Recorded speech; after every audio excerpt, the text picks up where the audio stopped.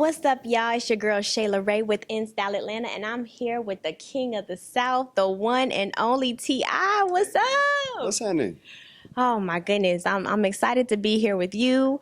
I want to talk about Rhythm and Flow, which is your new show that you have coming out on Netflix.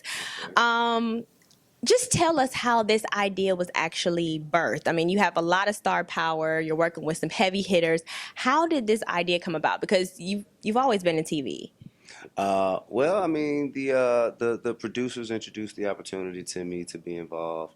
Um, I expressed a high level of concern, just given that so many others have tried and not succeeded with this particular format of like a hip hop competition show.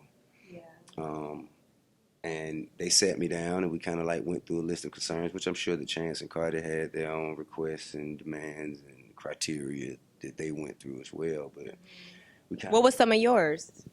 just being able to maintain a high level of authenticity. You know what I'm saying? And I think after we sat down and had conversations, they checked all the boxes, and I started running out of reasons like to not do To it. not do it, Yeah. right? Yeah, because that's one thing that I really loved is on Netflix. So there's no barriers. I would hate for it to be on like a network television show and you got to bleep all this stuff and people can't be their authentic selves. But we got to see the rawness not only from the contestants but also from like Cardi and yourself to being able to be who you really are and letting us know who you guys are. Yeah, I think that was probably one of the greatest intangible benefits from from doing it with the collection of talent that we assembled. Yeah, absolutely. So I know in the first episode, Nipsey Hussle was a part of it, and the late, great Nipsey Hussle, somebody that, has impacted our lives so greatly. How was it working with him on this project, and what did it mean to you? It go without saying, it's always phenomenal. You know what I'm saying? Every time we spent, I ain't never had a bad time around Cub. You know what I mean? Every time we kicked it, we always just enjoyed ourselves. You know what I mean? Whether we was just at the club or just in the studio or it like so for us to work together for this, it was no different. You know what I'm saying? Like when they asked me, yo, who would you like to have in your scene? You know what I'm saying? Kind of hand picking talent. And, I immediately was like, man, call Nip. And he was on board. yeah. And then on top of that, we went to 1500 or Nothing Academy, and they work on Nip project and they worked on my project. So like we all were kind of already assembled. You dig what I'm saying? So it's kind of like you asking people who already know each other and spend time in the studio together and already kind of like have a very, very like high familiarity of one another to come together for a TV show and speak freely and honestly about our opinion on music. Uh, and I'm just happy that it was captured. I'm happy that we had an opportunity to do it. You know what I'm saying? It's definitely, I hold it in high regard. Yeah, that was beautiful. It was definitely like gave me kind of the chills, especially, just you saying that you didn't know that would be like the last time that, you'd be working with him. Um, so tell me, okay, you have so many talented artists from so many places across the country. How does it feel to be a part of kind of handpicking the next generation's rapper? Um, hmm,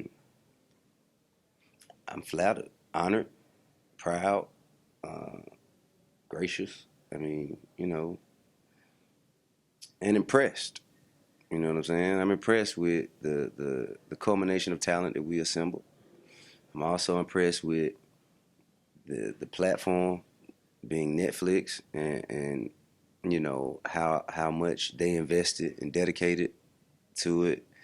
I'm impressed with the producers and how hard they went to maintain significant levels of authenticity. Um, and I was impressed with my counterparts, the other judges, with the perspectives that they spoke from, and even the other guest judges. I was just impressed with the entire time. I was impressed with everybody's application of skill. Yeah, no, I mean, I said it to you kind of before we started airing, but like this show is legit. Like, I found myself just wanting to see more and more, and it was just so real and honest. And we got to hear a lot of the stories of the contestants. Now, see, that's something that we didn't see. Really? We didn't see the stories. Wow. We never saw the story. We just judged the talent. You know what I'm saying? They did all the, well, I don't know if they were doing it in real time, but we weren't able to see it before we made our decision. Right. Well, that's good. Right. That's good because I think I didn't want to be emotionally encumbered. Right. You know what I'm saying? Exactly. Because after you watch some of these stories, you actually would be. And that was going to bring me. Especially Cardi. You know, Cardi had her heartstrings tugged at so much. You know what I'm saying? She definitely did. So, how was it telling people that, you necessarily weren't feeling them? I know for Chance it seemed the easiest of all. Yeah, it was easy. It was easy. Me and Chance didn't have no problem at all. You hear me? I think, man, we owed them honesty. You know, we owed them an expeditious answer. You know what I'm saying? And I think that's exactly what we did. I don't think we were overtly harsh. Yeah. You know what I mean? No. I think we said what needed to be said in the times that needed to be said to achieve the necessary, the desired goal. And it's good for them too because, everybody has a purpose, talents, gifts that was put in them by the universe, by God, a higher power, for something for them to achieve during this lifetime. And it wasn't music for some of them. So it's time for us to get them off of this path and get them onto the thing that they need to be doing really with themselves. And ain't no way to do that tiptoeing and pussyfooting around. So. That's true. And some of them, I mean, they did have the talent. It's just they weren't ready. I mean, what did you say? Opportunity meets... Yeah, success is when opportunity meets preparation. You were not prepared for this opportunity, so you will not be successful. Goodbye. Exactly. You got to go. You definitely got to go. So what was one of your favorite moments on the show that you can remember that just kind of touched you or that you felt? There was so many, man. When they actually got to work with A-list producers, like this a sample episode where they choose a sample and make their own record, original content with like A-list producers, like London on the Track, Tay Keith, like, you know what I'm saying? Like they really got a chance to really display their talent. Also, when we paired them with legit A-list R&B artists and had them feature on songs that were already hits, like Miguel, Tiana Taylor, who else was it? Miguel, Tiana Taylor, Janae Aiko, and others. I think though, like just to see them, to give them an opportunity to actually present themselves as viable artists in a competition show, like that was dope to me. That's really dope. That's definitely dope. Like I said, I mean, you have so many heavy hitters and you're looking for this raw talent. It was just amazing to me.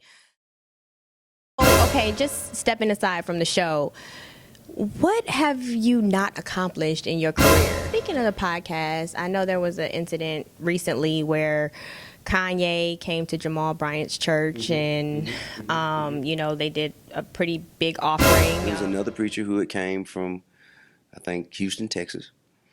And I think he was the tithe whisperer. So you mean it's... Are you telling me the Lord is charging me $1,000 to hear my prayers?